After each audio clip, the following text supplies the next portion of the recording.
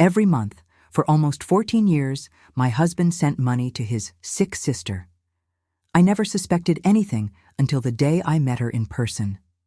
What I discovered that day changed my life forever. Good morning, dear viewers. My name is Teresa. I'm 76 years old, and today I'm sharing a story from my life that I've kept secret for a long time. Before I begin, if you're watching now, please give this video a thumbs up, subscribe to the channel, and let me know in the comments where you're watching from. It helps me continue sharing my stories with you all. Let's go back to 1965. I was only 16 when I met Arnold. He was a handsome, hard-working young man with a promising future as a truck driver. Back then, being a trucker was a respected job, you know? The pay was good. And I, a simple girl from the suburbs of Chicago, daughter of farmers who moved to the city looking for a better life, saw in him a chance to build a family. We got married after 6 months of dating. My mother said it was too fast, that I barely knew the guy, but that's how things were back then. You fell in love and got married quickly. It wasn't like today where couples live together first to see if it works out. Back then, we got married in church with a veil and gown, asking for God's blessing for the marriage to last forever. Our beginning was difficult, as it was for most young couples. We lived in a small bedroom and kitchen in the back of his aunt's house. Arnold traveled a lot, driving the Chicago-Indianapolis-New York route. Sometimes he'd be gone 3-4 days. I understood. It was his job. He always said, "Teresa, it's for you and the family we're going to build that I drive across this country." Soon, our first child, Charles Edward, was born.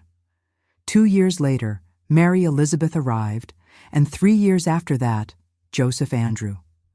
3 children to raise, and there I was, juggling between diapers, bottles, and housekeeping while Arnold continued on the road. It was around our 2nd year of marriage that he told me about his sister, Celia. According to Arnold, she lived in Indianapolis and had health problems.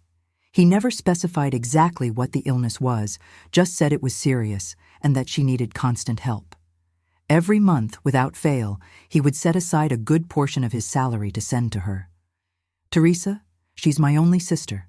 Our parents are gone. We only have each other. I can't abandon her," he would tell me with those brown eyes that convinced me of everything. And I, naive as I was, believed him. I even thought it was beautiful, that brotherly love, that concern. Many times, when money was tight at home, when we couldn't afford school supplies for the kids, or when Charles Edward's sneakers were worn through, I would look at the envelope Arnold set aside for Celia and feel a pang in my heart. But I never, ever questioned it. It was his family. I respected that. The years went by. Our life remained simple but stable. We lived in a small 2-story house in the suburbs. The children attended public school. I took in laundry to help with expenses, but we didn't go hungry. Arnold earned reasonably well as a truck driver, even though a considerable part of his salary went to this Celia. Something I found strange, but didn't question much, was the fact that we never visited this sister-in-law. During holidays, birthdays, there was never an invitation to meet her. When I suggested it, Arnold always changed the subject. He said she was very private, didn't like visitors, that her home environment needed to be controlled because of her illness. "One day we will, Teresa, but now's not a good time," he always answered. And I, raised to be a good wife, not to question my husband's decisions, accepted it. Today I wonder how I could have been so blind, so naive. But in those days, that's how it was. Women accepted, stayed quiet, trusted. The routine was always the same. Arnold would leave for his trips, come home for a few days, and leave again. When he said he was going to New York, the trips lasted longer, usually a whole week. "It's farther away, Teresa, and the New York loads always pay more," he explained. And it made sense to me. It was in 1978, when we had been married for 13 years, that things began to change. Our children were growing up. Charles Edward was 12, Mary Elizabeth was 10, and Joseph Andrew was 7. I had managed to get a job as a sewing assistant in a small clothing factory near our home. I didn't earn much, but it helped with expenses. And I liked the work.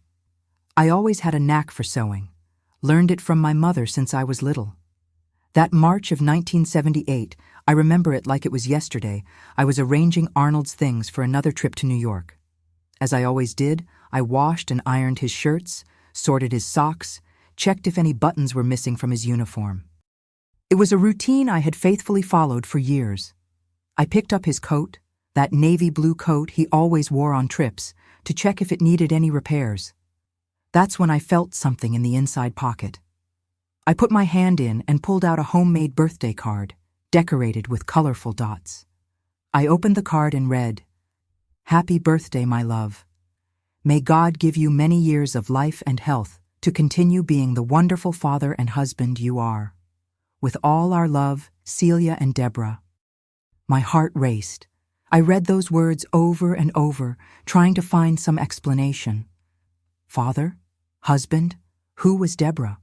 Why was his supposedly sick sister calling him my love and husband?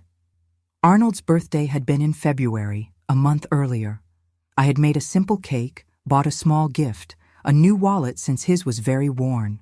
He barely ate the cake, said he was tired from the trip, and thanked me for the gift without much enthusiasm. Now I understood why that cold reaction. He had probably already celebrated with them, whoever they were. I put the card in my apron pocket with trembling hands. I didn't confront Arnold at that moment. Something inside me said I needed more proof, needed to better understand what was happening before making any accusations. Arnold left for another trip to New York the next day, not suspecting that I had found the card.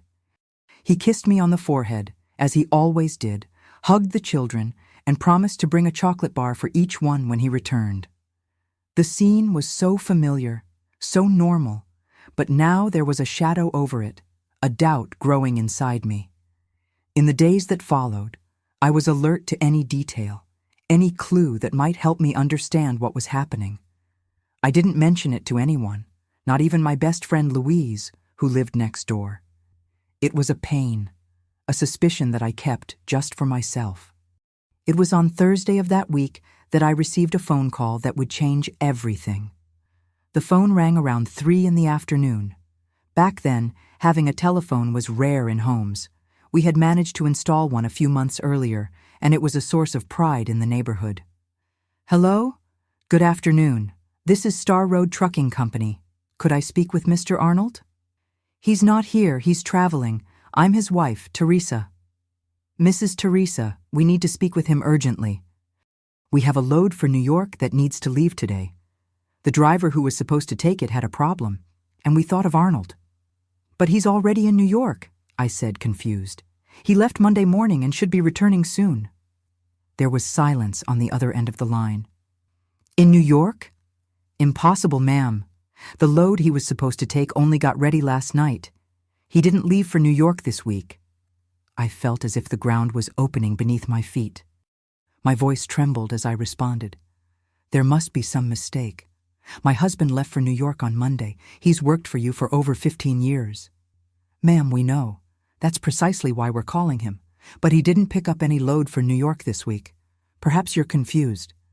I hung up the phone with a trembling hand. No, I wasn't confused. Arnold told me clearly he was going to New York. He kissed me on the forehead, hugged the children, and left with his travel bag. Where had he gone? The doubt grew inside me like a tumor. That same week, while looking for the children's documents for school re-enrollment, I opened the drawer where Arnold kept his papers. At the bottom of the drawer, hidden under various documents, I found a checkbook from a different bank than ours and an envelope with Celia's name and an address in Indianapolis. I wrote the address on a piece of paper and kept it behind the photo in our wedding portrait. The irony didn't escape me, hiding the evidence of my husband's possible betrayal alongside the memory of the day we vowed fidelity to each other before God. The days that followed were filled with anguish. I needed to know the truth, but I was afraid of what I might discover. What if Arnold had another family? What if that Deborah mentioned in the card was his daughter?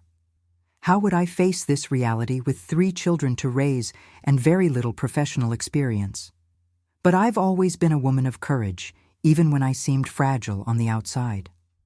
I decided I would go to Indianapolis, to that address, to discover who Celia really was and what she meant in my husband's life. I waited until Arnold's next trip to New York, which happened 2 weeks later. On Friday, as soon as he left, I took the children to my friend Louise's house. I need to take care of some business in Indianapolis, I told her, without going into details. I'll be back tomorrow night. Could you watch the children? Louise, always helpful, accepted without asking too many questions. She must have noticed something strange in my behavior over the past few days, but respected my silence. I took my savings, money I kept hidden in the hot chocolate tin at the back of the kitchen cabinet. It wasn't much, but it would cover the round-trip bus fare to Indianapolis and leave some for emergencies. I put the birthday card in my purse. It was the only concrete proof I had. I wore my best dress, a light blue one with small flowers that I had sewn myself. I combed my hair neatly and applied subtle lipstick. I wanted to look presentable to face whatever I might find at that address in Indianapolis. I caught the bus at the station early in the morning. The trip to Indianapolis took about 3 hours, but to me, it seemed like an eternity. My heart was beating so hard that I felt the other passengers could hear it. What would I find? Was I about to discover that my entire married life had been a lie? Or would there be a reasonable explanation for all this, and I would return home relieved, laughing at my fertile imagination? When I got off the bus in Indianapolis, I took another city bus that would take me to the neighborhood indicated in the address. It was a nice neighborhood, clearly more affluent than mine. The houses were larger, the gardens well kept, the streets cleaner. I finally reached the address. It was a corner house painted in light yellow with a beautiful garden in front and a small shop in the garage. A discreet sign announced, "Celia's Atelier, Custom Clothing." I took a deep breath and opened the gate. The sound of the doorbell made my heart jump. I was about to discover the truth that would change my life forever. I entered the small atelier, trying to control the trembling of my hands. The shop was beautiful, well organized, with various clothing items displayed on racks and mannequins. Colorful fabrics were arranged on shelves, much more luxurious than the scraps I sewed with at home. It was a welcoming, feminine environment that, under different circumstances, I would have admired. But at that moment, each detail only increased my anguish. A young girl appeared from the back of the shop. She must have been about 14, with long brown hair tied in a braid and eyes. My God, those eyes were identical to my Charles Edward's, identical to Arnold's. "Good morning, ma'am. Can I help you?" she asked with a friendly smile. I stood paralyzed for a few seconds, observing every detail of that young face. The shape of her nose, the slightly square chin, even the way she smiled, with her head slightly tilted to the side. Everything reminded me of Arnold. "I'm looking for Celia," I managed to say, my voice barely coming out. "My mom went out to buy materials, but my dad is home. Would you like to speak with him?" My dad. Those two simple words confirmed what my heart already knew. Deborah. She was the girl from the birthday card, my husband's daughter with another woman. "Yes, please," I replied automatically, though I wasn't prepared for what would follow. "Dad, there's a customer here looking for you," she shouted toward the back of the house. The seconds that followed seemed like an eternity. I heard footsteps approaching, and then there, standing in the doorway that separated the shop from the residence, was Arnold, my husband, the man who at that very moment should have been driving a truck to New York. Our eyes met, and I saw his face lose all color. His eyes widened in pure terror. For an instant, it seemed as if he had seen a ghost. And perhaps, in a way, that's exactly what it was. The ghost of the life he had built with lies, finally coming to collect its debts. "Teresa," he murmured, so softly I almost didn't hear. The girl looked confused from one to the other. "You know each other?" Before either of us could answer, a woman entered through the front door carrying bags. She was a pretty woman about my age, well-groomed hair, red lipstick, wearing an elegant dress that certainly cost more than all my clothes put together. "I'm back, honey. I found that fabric Mrs. Wilson wanted for the wedding dress." She stopped when she saw me. I'm sorry. I didn't know we had a customer. Celia, Arnold said, his voice choked. This is Teresa. She looked at me without understanding at first. Then slowly, her face changed. First confusion, then surprise, and finally the same expression of horror I had seen on Arnold's face. Teresa, you're... She didn't complete the sentence, but she didn't need to. She knew who I was. I took the card from my purse with trembling hands and held it up. I found this in his coat.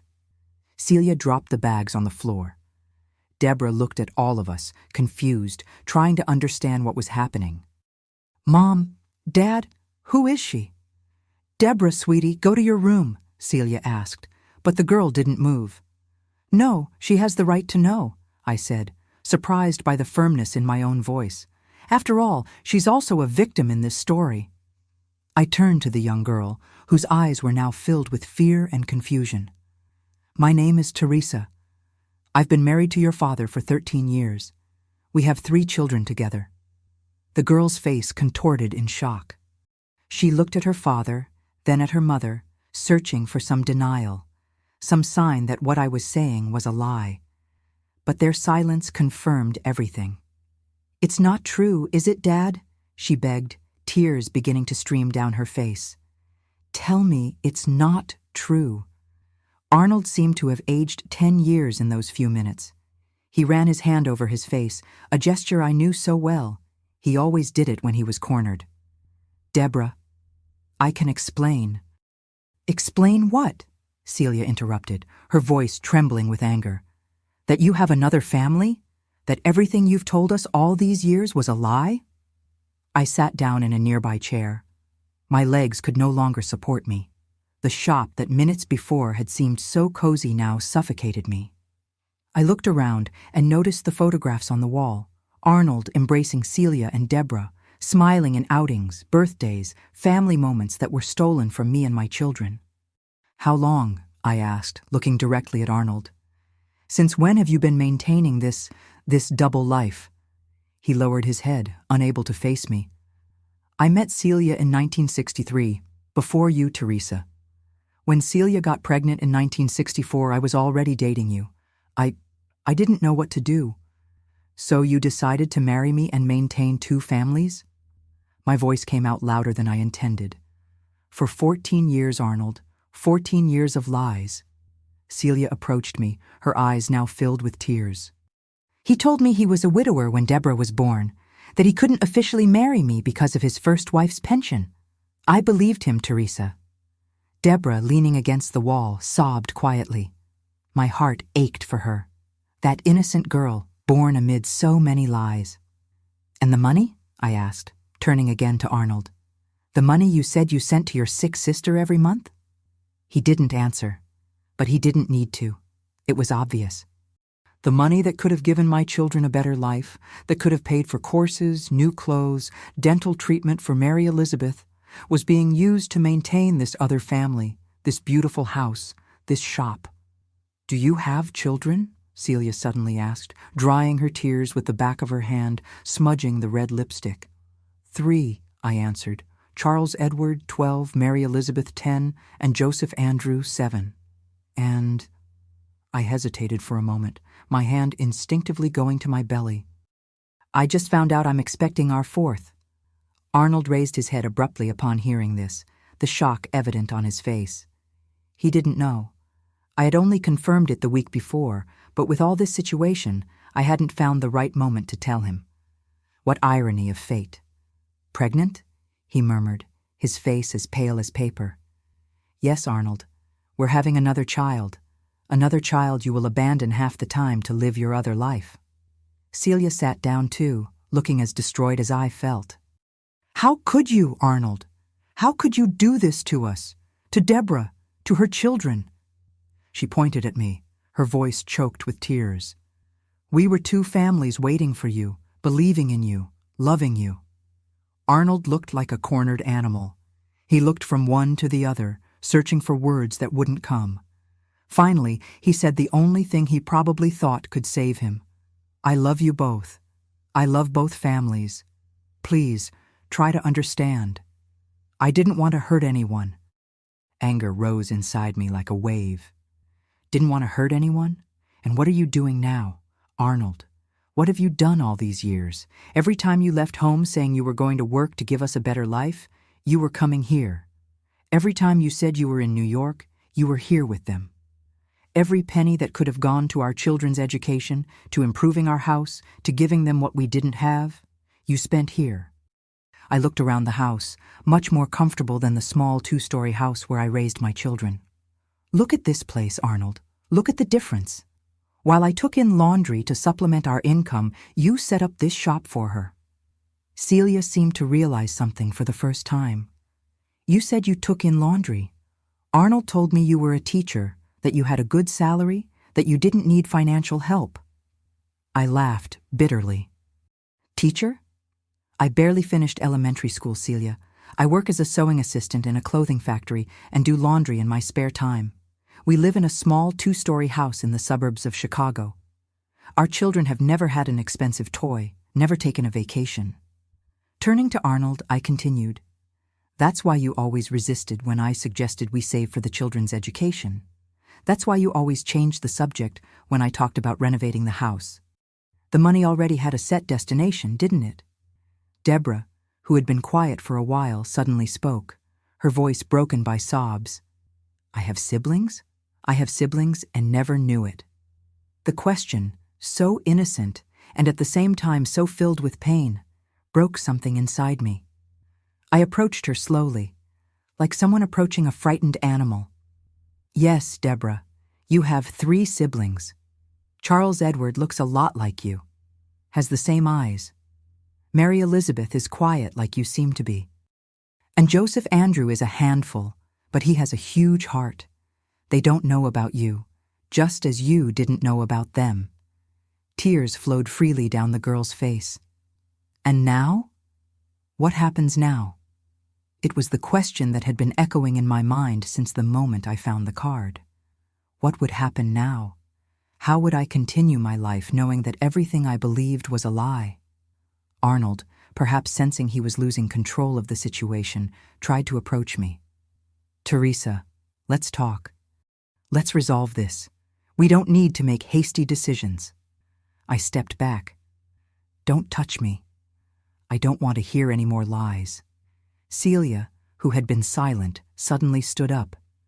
You slept at my house last night. You said you'd stay here until Sunday, that you'd only return to Chicago on Monday, that you'd take Deborah to the movies tomorrow. She turned to me, a new understanding in her eyes. When he was with you, he said he was traveling to New York, right? And when he was with me, he told you he was working. I nodded, feeling a strange connection with this woman who until minutes ago was just a name, a supposedly sick sister. He told you I was his sister? She asked incredulously. Yes, his sick sister who needed constant financial help. That's how he justified the money he sent every month. Celia shook her head, laughing without humor. And he told me he had a nephew with problems, son of a brother who lived upstate, that he was helping financially with the treatments. We looked at each other. 2 women deceived by the same man, 2 lives built on lies. At that moment, I felt closer to Celia than to the man with whom I had shared my bed for 13 years. Arnold began to speak again, trying to explain, trying to justify the unjustifiable, but his words were hollow, empty of meaning. He spoke of love, of not wanting to hurt anyone, of how things had gotten out of his control. As he spoke, a decision formed inside me. I didn't know how my life would be from now on, how I would raise 4 children alone, how I would face society as a separated woman in the 70s. But I knew with absolute certainty that I could not remain married to a man who had lived on lies for so long. Arnold, I interrupted his flow of excuses. I don't want to hear any more. I'm going to catch the bus back to Chicago now. When you return home, I want you to get your things and leave. I don't want you near me or my children. Teresa, please, let's talk. There's nothing to talk about. You destroyed our family. You lied to me, to our children, to them. I pointed to Celia and Deborah. There's no going back. I turned to leave, but looked one last time at Celia and Deborah before I did. "I'm sorry you went through this. You don't deserve it." I left the shop onto the sunny Indianapolis street, feeling strangely light, despite the pain tearing at my chest. The truth, as painful as it was liberating. On the bus back to Chicago, as tears silently rolled down my face, I began to plan the next steps. How would I tell my children? How would I survive financially? How would I rebuild my life from the broken pieces Arnold left behind? I didn't know what the future held for me, but I knew that day in Indianapolis had been the end of one life and the beginning of another. A life without lies, without betrayals. A life that, although uncertain, would be authentically mine. Going home that day was one of the hardest things I've ever done in my life.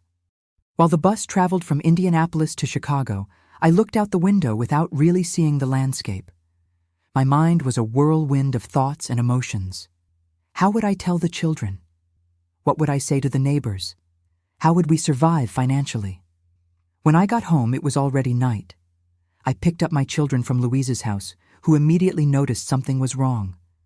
My swollen eyes and the desolate expression on my face must have given me away. "Did something happen, Teresa?" she asked softly, while the children played in the living room. "We'll talk later," was all I could say. I took the children home and tried to act normally, but Charles Edward, always so observant, noticed I wasn't well. "Mom, are you sick?" he asked, his eyes, so similar to Deborah's I now knew, full of concern. "No, son, just a little tired from the trip," I replied, forcing a smile. I put the children to bed early that night, telling a story I could barely focus on remembering. When I finally closed the door to their room, I collapsed on the living room sofa and cried like I had never cried before. I cried for myself, for my children, even for Celia and Deborah. All victims of Arnold's web of lies. On Sunday, Arnold was supposed to return from his trip to New York. I spent the whole day mentally rehearsing what I would say to him, how I would demand he leave the house. But he didn't come that Sunday or Monday. On Tuesday, when the children were already asking insistently about their father, I received a call from the trucking company. Arnold had quit. He gave no explanations, just left a letter resigning from his position and never showed up again. That's when I understood that he wouldn't return, wouldn't have the courage to face what he had done. He would abandon me and the children, just as he had probably abandoned Celia and Deborah. The days that followed were pure desperation. The money we had saved was little. It would barely cover a month of expenses. My salary as a sewing assistant wouldn't be enough to support the house and 4 children. 3 already born and 1 on the way. It was at this moment that sewing, the skill I learned from my mother since I was little, became my lifeline. I began to accept small repair and alteration jobs for the neighborhood. I put ads in local markets. I offered my services at the school gate when picking up the children. At first, it was so little that it barely made a difference in the budget, but gradually, the clientele grew. People began to seek me out not just for repairs, but to make new clothes, curtains, tablecloths. My work was neat, and my prices were fair. Soon, the living room of our small house was transformed into an improvised atelier, with fabric scraps, threads, and an old sewing machine I had bought secondhand. Meanwhile, my belly grew, as did the curiosity of the neighborhood. In the 70s, a woman alone, pregnant, raising 3 children, was the target of many comments and looks of disapproval. I invented a story that Arnold had found a better job in another state and that we would soon move there. It was easier than explaining the truth, than exposing my children to the shame of having a father who led a double life. I clearly remember the day I received an unexpected call. It was Celia. "Teresa, this is Celia from Indianapolis." My heart raced. What did she want? Did she have news of Arnold? "Has Arnold returned there?" she asked, her voice tense. "No," I replied. "He hasn't come back. He quit the trucking company and disappeared." There was silence on the other end of the line, then a sigh. "Here, too. disappeared without a trace, left only a letter asking for forgiveness, saying he didn't deserve either of us. I can't explain what I felt at that moment.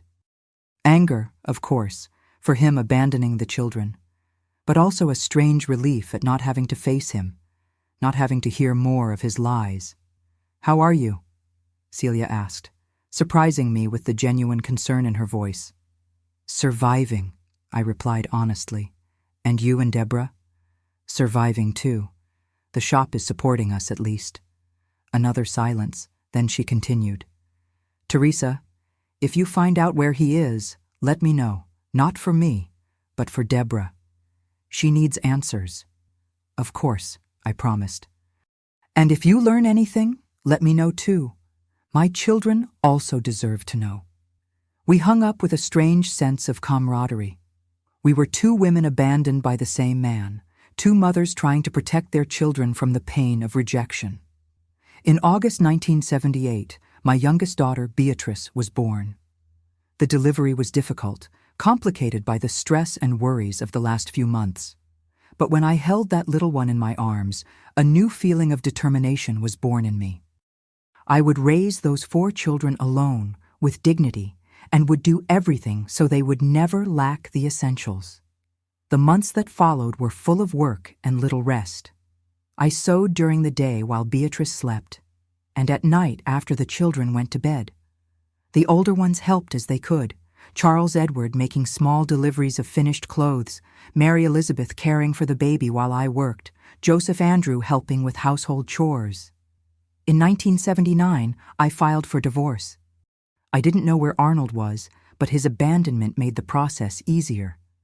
It was painful to have to explain everything to the lawyer, to see the story recorded in official documents, but I needed that divorce, needed that paper that said I was free, that I could rebuild my life.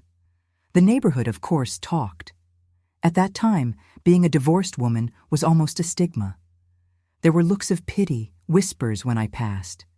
Some friends distanced themselves, as if divorce was contagious, but others, like Louise, remained by my side, offering support and friendship when I needed it most. It was around this time that I received a proposal that would change my life. Mrs. Wilson, a loyal customer for whom I did various sewing jobs, owned a small fabric store in the center of the neighborhood. One day, she appeared at my house with a proposal. "Teresa, I'm thinking of expanding my store. I want to open a dressmaking space, but I need someone who understands the business, who has good taste and skillful hands. I thought of you." The proposal was tempting, a fixed salary, better than at the factory where I worked as an assistant, and commission on pieces sold. I accepted immediately, seeing an opportunity to improve my children's lives. I worked hard at Mrs. Wilson's store during the day and continued with my extra work at night. Gradually, I began to create my own pieces, simple but elegant designs that pleased customers. Mrs. Wilson, noticing my talent, began to give me more creative freedom. In 1980, a year after starting at the store, I received another unexpected call from Celia. "Teresa, I need your help," she said. Her voice choked. She told me her shop was doing poorly, that debts were piling up, that she didn't know how to proceed. Arnold had never given any more news, and she and Deborah were about to lose their house. I don't know how to explain what motivated me. Maybe female solidarity, maybe the memory of Deborah's frightened look that day in Indianapolis, maybe the thought that it could have been me in her place. Without much reflection, I heard myself saying, "Come to Chicago. I know someone who needs a fabric salesperson." 2 weeks later, Celia and Deborah arrived in Chicago with few suitcases and many broken dreams. I rented a room for them in Louise's house, who, after hearing the whole story, agreed to help. I introduced Celia to Mrs. Wilson, who, impressed with her knowledge of fabrics and her way with customers, hired her immediately. Deborah, then 15, entered the same school as my children, though in different grades due to age. It was strange at first, this unlikely arrangement. My children, to whom I finally had to tell the truth about their father, were confused, hurt, especially Charles Edward, who at 13 already perfectly understood what his father had done. "Why are you helping them, Mom?" he asked me one day, his voice heavy with hurt. "He abandoned us because of them?" "No, son," I replied, holding his hands in mine. "Your father abandoned us because of himself, because of his own wrong choices. Celia and Deborah are victims just like us. And in this world, women need to help each other." Gradually, a strange friendship began to form between our families. Celia, who initially seemed uncomfortable with my generosity, began to reciprocate in the ways she could. She brought treats for the children, helped Mary Elizabeth with math lessons, a subject in which she excelled. She offered to look after Beatrice when I needed to work late. Deborah, after initial rejection, began to get closer to my children, especially Charles Edward. The two discovered that besides their appearance, they shared a love for books and stories. It was painful and at the same time comforting to see them together, discovering this late sibling bond. In 1981, Mrs. Wilson decided to retire and offered the store for sale. The price was beyond my means, but she, who had become almost a second mother to me, proposed a deal. I could pay in monthly installments while managing the business. That's when I had a bold idea. I called Celia for a talk. "What if we became partners?" I proposed. "You understand sales and fabrics. I understand dressmaking. Together we can transform this store into something bigger." She looked at me with surprise, then emotion. "You would trust me like that, Teresa?" "It wasn't you who lied to me, Celia. It was him who lied to us both." Thus was born New Beginning Clothing, a name that perfectly reflected our story. Celia took care of sales and administration. I handled creation and production. At first, it was just the two of us, working from dawn to dusk, but soon the business began to grow and we were able to hire assistants. The years passed and the store prospered. We moved to a larger space, hired more seamstresses, expanded the product line. We even began supplying uniforms to some local companies, including, ironically, the same trucking company where Arnold had worked. The children grew up. Charles Edward, always studious, earned a scholarship to college and graduated in engineering. Mary Elizabeth followed in my footsteps and became interested in fashion, becoming a talented designer who brought new ideas to the business.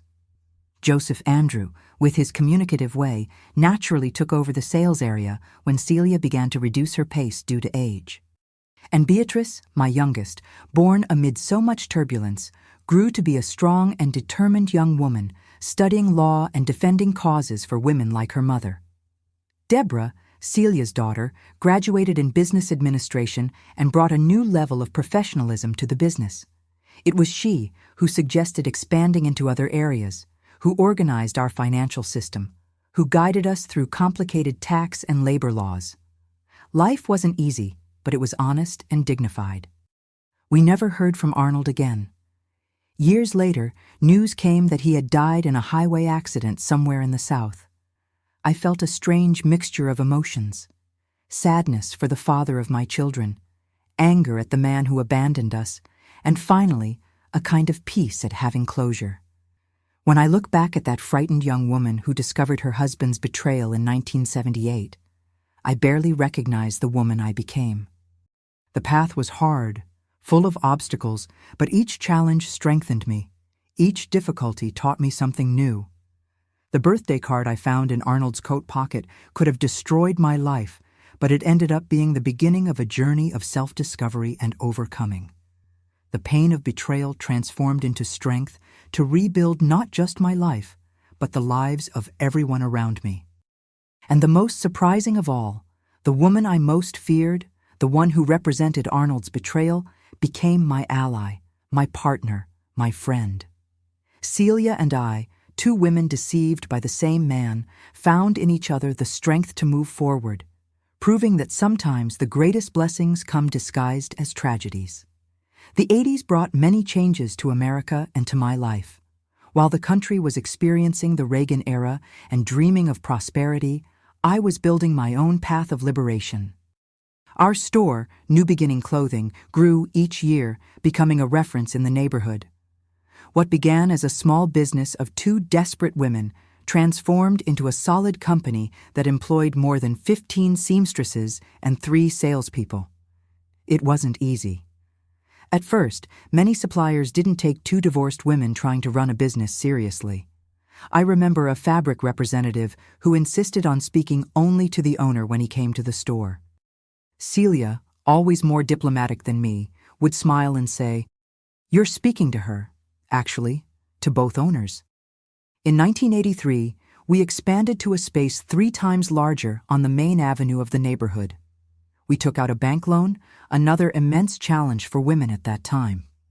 The manager only approved it after Charles Edward, then 18, signed as guarantor, even though all the assets were ours. That was the world we lived in, where a male signature was worth more than all the success history of a company run by women. But we didn't let these barriers stop us. The new store had a large window where we displayed our best creations. In the back, we set up a larger atelier with industrial machines that allowed us to accept bigger orders. Soon, we were supplying uniforms for schools, businesses, and even some hospitals in the region. Mary Elizabeth, my daughter, then 16, revealed herself to be a natural designer. She started drawing simple models for our younger clients, and soon her creations were among the most sought after in the store. Seeing her talent flourish was one of the greatest joys of those years. It was as if all the sacrifice, all the sleepless nights, all the hard work had been worth it just to see my children finding their own paths. Charles Edward entered engineering college in 1984 with a full scholarship for his exceptional academic performance. I remember the day of his graduation in 1989 as if it were yesterday. Sitting in the audience between Celia and my other children, I couldn't hold back tears when I saw him receiving his diploma, so elegant in his borrowed suit from a cousin. At that moment, I thought of Arnold, of how he had lost the privilege of seeing his son become such an admirable man. Joseph Andrew, always the most extroverted of my children, found his place in sales. Since adolescence, he helped in the store on Saturdays, charming customers with his natural charisma. When he turned 18 in 1989, he was already our main salesperson, with a special talent for negotiating with suppliers and winning new clients. And Beatrice, my youngest, born amid that storm of 1978, grew up as a strong and determined girl. From an early age, she showed a sharp intelligence and a sense of justice that often surprised me. When a teacher suggested that she should follow a career in cutting and sewing like her mother Beatrice, then only 10, replied that she wanted to be a lawyer to defend women like her mother, who had to fight against everything and everyone to survive. Deborah, Celia's daughter, graduated in business administration in 1986 and brought a new perspective to our business. With her knowledge, we implemented a more efficient financial control system, expanded into new product lines, and even opened a small branch in a neighboring area. She and Charles Edward worked together on company growth strategies, combining engineering and administration to optimize our processes. It was fascinating to see how the half-siblings who only met in adolescence developed such a close and collaborative relationship. Deborah and Charles Edward had the same analytical look, the same quiet determination. Mary Elizabeth and Deborah shared a refined aesthetic sense, though expressed in different ways, one in fashion, the other in the impeccable organization of spreadsheets and reports. I can't say everything was perfect. There were difficult moments, heated discussions, contested decisions, as in any family. And yes, we had become an unconventional family, united by bonds stronger than blood. There was the economic recession of the early 80s, the various economic plans that turned our planning upside down, the galloping inflation that made it almost impossible to price our products. In 1986, during an economic downturn, we almost lost everything. Frozen prices combined with scarcity of raw materials put us in an impossible position. I remember sleepless nights, sitting at the kitchen table with Celia and Deborah, trying to find a way out of the economic maze the country had gotten into. It was Charles Edward who suggested we diversify into repair and adjustment services that could be priced by hours of work and not just by the value of the final product. Joseph Andrew found a cotton producers cooperative in rural areas that accepted terms that allowed us to survive in the frozen market. And Mary Elizabeth created a line of accessories made with scraps that would have been discarded, transforming potential waste into a new source of income. Once again, adversity strengthened us instead of defeating us. We emerged from the economic crisis stronger, more diversified, and more united as a family and as a company.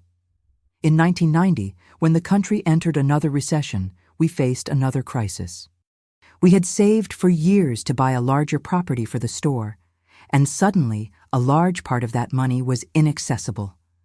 There were months of hardship, reorganization, even more intense work. It was during this time that Celia began to show the first signs of fatigue. Older than me by a few years, she was already in her 50s, and the stress of previous years had taken its toll. It started with small things: frequent headaches, lack of appetite, fatigue that didn't pass with rest. In early 1991 came the diagnosis that devastated us: breast cancer, already at an advanced stage. Celia had ignored the signs, too busy taking care of the business, too busy ensuring Deborah's future. The months that followed were an emotional roller coaster. Surgery, chemotherapy, radiation. Good days followed by terrible days. Deborah, devastated by the possibility of losing her mother, found strength to continue managing the store while I accompanied Celia to treatments. It was strange how life came full circle. There I was, caring for the woman I once considered my rival, the other woman in my husband's life, holding her hand during chemotherapy sessions, helping her eat on days when she was too weak to lift a spoon, reading to her when her eyes were too tired to focus on the words. On one of those afternoons at the hospital, while waiting for the doctor, Celia held my hand and said something I'll never forget. "You know, Teresa, when you showed up at that shop in Indianapolis, I thought it was the worst day of my life, but today I see it was the best. That day freed me from a life of lies and brought me you, the best friend I've ever had." I couldn't respond, emotion closing my throat. I just squeezed her hand tightly, and she felt it, knowing that she understood everything I couldn't say. Celia fought bravely for 4 years. She had periods of remission when she returned to work part-time at the store, always with a colorful scarf covering her hairless head. She had relapses that took her back to the hospital for weeks. In 1995, on Deborah's 30th birthday, she left us peacefully in her bed, holding my hand on one side and her daughter's on the other. The grief was profound, not just for Deborah, but for all of us. Celia had become the heart of our strange, recomposed family. Her absence left a void that seemed impossible to fill. The store, though continuing to function under the competent administration of Deborah and my children, seemed less alive without her presence. It was during this period of mourning that I made a decision that surprised everyone. Using my savings and a loan that Charles Edward helped me get, I bought a larger house, with enough space for all of us, me, my 4 children, and Deborah, if she wanted to join us. I remember the expression on her face when I made the invitation, a mixture of surprise, emotion, and a touch of hesitation. "Are you sure, Teresa? Wouldn't it be strange for your children?" "My children have considered you family for years, Deborah, and so do I. Your mother was like a sister to me, and you are like a daughter.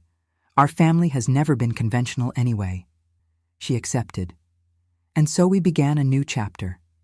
The new house, though not luxurious, was spacious and welcoming. Everyone had their own room, and there was still space for a sewing room where I continued creating, even if I spent less time at the store. Charles Edward got married in 1996 to Anna, a colleague from the engineering firm where he worked. The following year, my first grandchild, Gabriel, was born. Holding him in my arms for the first time was an indescribable experience. Looking at that perfect little face, I thought of all the journey that brought me there. The birthday card in Arnold's pocket, the discovery in Indianapolis, the years of struggle to rebuild my life, the unlikely friendship with Celia, the growth of the store, the crises overcome, each difficulty, each tear, each night of work until exhaustion. Everything had been worth it to reach that moment, to see my family growing, prosperous, united, in a way I never imagined possible. Mary Elizabeth graduated in fashion design in 1998 and completely took over the creative direction of the store. Her talent elevated our creations to a new level, attracting a more diverse clientele and expanding our reputation beyond the neighborhood. Joseph Andrew married young at 23 to his high school sweetheart and had 2 children in quick succession. Despite the early family responsibilities, he never stopped contributing to the business, becoming our commercial director and main person responsible for negotiations with suppliers and corporate clients. Beatrice, my youngest, completed law school in 1999, and although she opened her own office, always dedicated part of her time to taking care of the legal aspects of our company, ensuring everything was in compliance with labor and tax laws. And Deborah, who initially thought of building her career in a large company, decided to stay in the family business, assuming the role her mother had left and expanding it. Under her efficient administration, we opened 2 more branches by the end of the 90s, transforming the small clothing business born out of adversity into a respected network in local commerce. As the new millennium approached, I looked back and could hardly believe the transformation of my life, from the naive young woman who blindly believed in her husband to the respected businesswoman who had raised 4 children with dignity, from the betrayed and abandoned woman to the matriarch of an unconventional but extremely united family. The scars were still there, of course. There were moments when the memory of the betrayal still hurt, when Celia's absence still weighed, when the fatigue of years of struggle threatened to overcome me. But these scars had become marks of a battle won, silent witnesses of my ability to overcome, to reinvent myself, to transform pain into strength. As my mother used to say, God writes straight with crooked lines. What seemed to be the end of my world that Saturday in Indianapolis ended up being the beginning of a more authentic, fuller, and surprisingly happier life than I ever imagined possible. The new millennium arrived, bringing transformations to the world and profound reflections for me. At 76, looking back, I see a life I could never have imagined when I was that frightened young woman of 1978, discovering her husband's betrayal. The year 2000 was special for our family. We celebrated 20 years of New Beginning Clothing with a celebration that gathered old and new employees, loyal customers, suppliers who had become friends, and of course, all our unconventional family. I remember being on the small improvised stage, looking at that room full of smiling faces and feeling a wave of gratitude so intense I could barely speak. Deborah was by my side, holding my hand as if she sensed my emotion. The daughter life gave me, not by blood, but by a destiny that transformed tragedy into blessing. At that moment, I felt Celia's presence, as if she were there, smiling with that warm smile she maintained even in the most difficult days of her illness.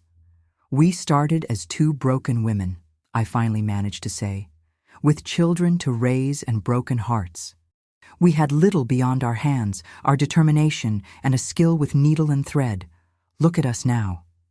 Tears flowed freely down my face, but they weren't tears of sadness. They were of recognition for the path traveled, for lives transformed, for the legacy we were building. The business continued to prosper in the following years. In 2002, we expanded into the corporate uniform sector, a more stable market that protected us from economic fluctuations. In 2005, under Mary Elizabeth's leadership, we launched our first affordable party fashion collection, which became a huge success among women who wanted elegance without spending fortunes. But more than commercial success, what filled me with pride was seeing how each of my children, including Deborah in that count, had become an upright, compassionate, and determined adult. Charles Edward, my firstborn, became a respected engineer, working on projects that improved the lives of underprivileged communities.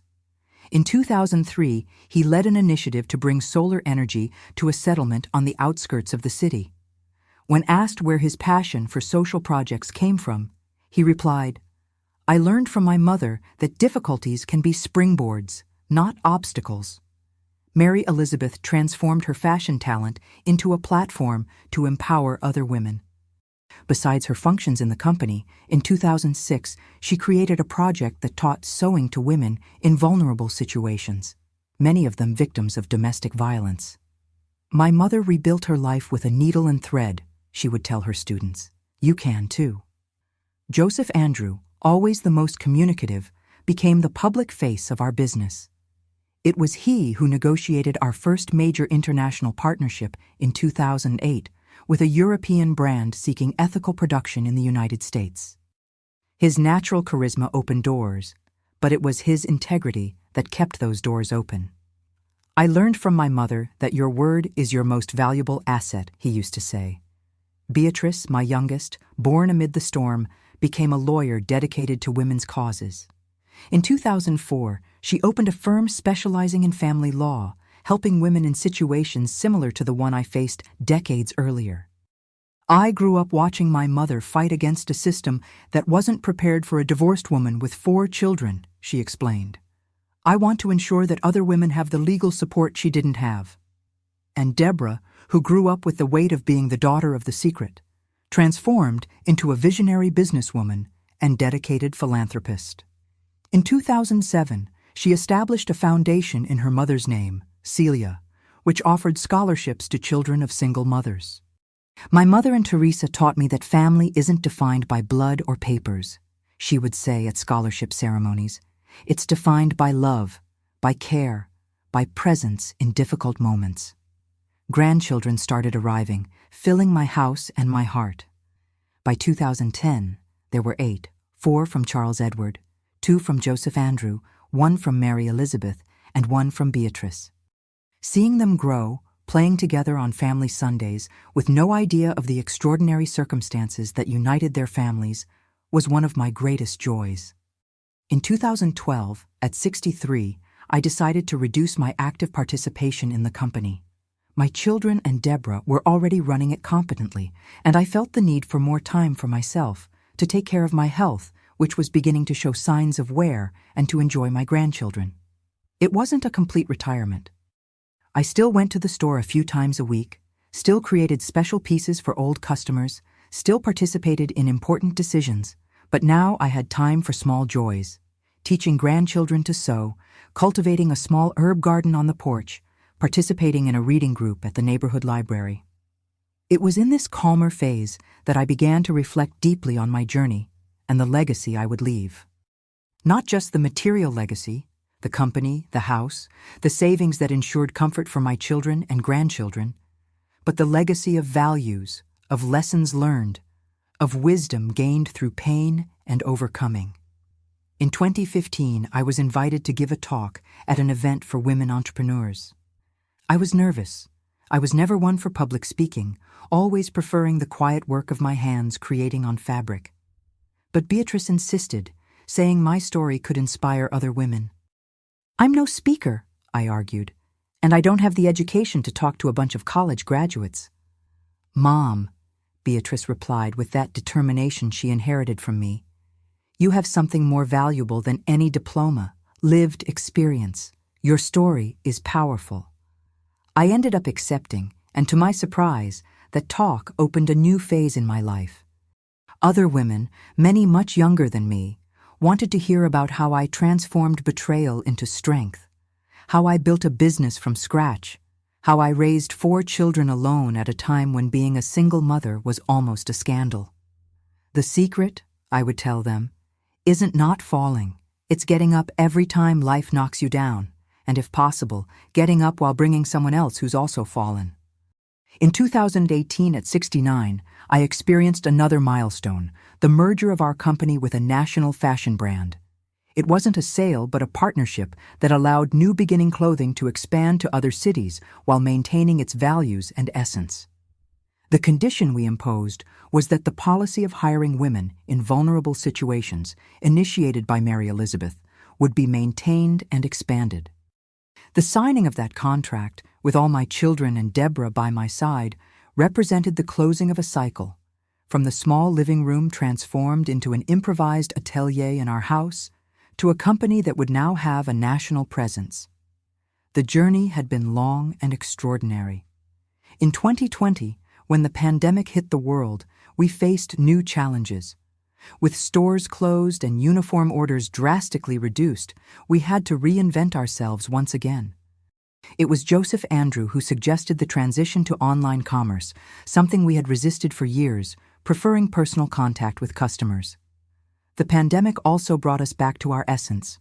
We began producing masks, initially for donation to hospitals and underprivileged communities, then as a new product line. The whole family got involved. Even I, at 71, went back to sewing daily, remembering the early days when each piece I produced was crucial to put food on the table. Now, in 2025, I look back and see a life that, despite all the pain, was rich in meaning and purpose. I never remarried. There were some relationships over the years, good men who brought moments of companionship and affection, but I never felt the need to make anything official. My family, my children, Deborah, my grandchildren, and the always present memory of Celia filled my heart in a way no romance could. Arnold remains a distant, almost mythical figure in our family history. When the grandchildren grew up and began asking questions about the grandfather they never knew, we told the truth in a way appropriate for their ages, not to perpetuate resentment, but to honor the journey that brought us here. Your grandfather made mistakes that hurt many people, I would explain. But without those mistakes, our family wouldn't be what it is today. You wouldn't have so many uncles, aunts, and cousins. I wouldn't have found the strength I didn't even know I had. It's strange to think that I owe gratitude to the man who broke my heart. Not for the abandonment, of course, nor for the lies, but for the catalyst his actions became in my life. Without that birthday card found in his coat pocket, without that desperate trip to Indianapolis, without that painful confrontation, I might have lived an entire life in the shadows, accepting less than I deserved, never discovering what I was truly capable of.